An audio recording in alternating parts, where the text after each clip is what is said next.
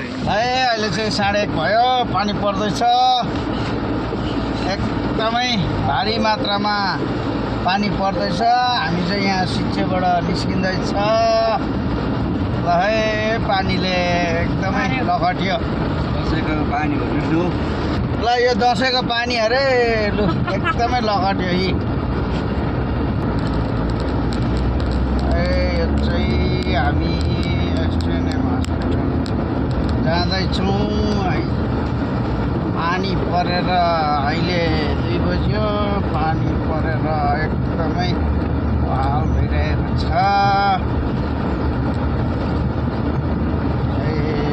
यस्तै छ जग्गानी हालत।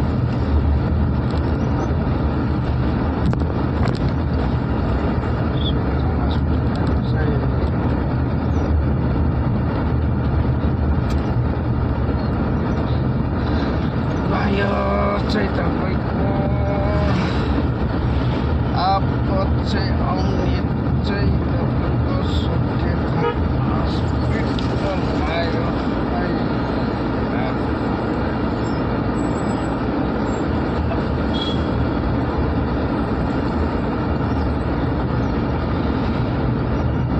बरालै तल हस्टेल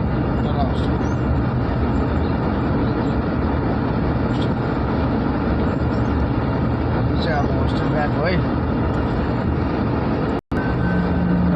यो चाहिँ तल्लो हस्पिटल आइपुग्यो। अहिले हामी विकास 10 रुपियाँ छैन मलाई। आमजिला डाक्टर आमजिला आयुर्वेदिक आयुष आइपुग्यो। छैन एउटा बाटो थिएन होला। बाटो छैन अरे, यताबाट जानुपर्ने भयो। म ब्याक गर्दैछु गाडी। ल यो चाहिँ होस्टेल है। यो चाहिँ नर्सिङ होस्टेल। हामी गएको चाहिँ यो नर्सिङ होस्टेल। ल यो चाहिँ एसटिएनएमको नर्सिङ होस्टेल। यो चाहिँ नर्सिङ होस्टेल हो। यो चाहिँ ल यहाँ चाहिँ नर्सिङ होस्टेल छ। यो होस्टेलबाट म बाहिर निस्केको है।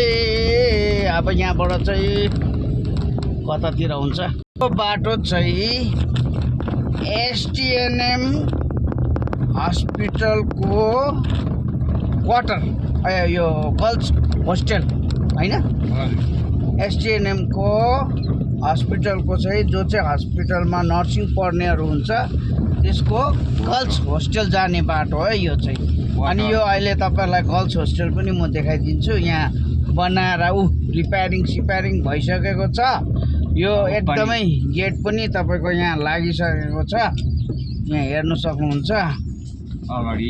यहाँ अगाडिपट्टि तपाईँको एकदमै गर्ल्स होस्टेल रेडी भइसकेको छ। यहाँनिर हेर्नुहोस्, यो चाहिँ रेडी भइसकेको छ होस्टेल। ल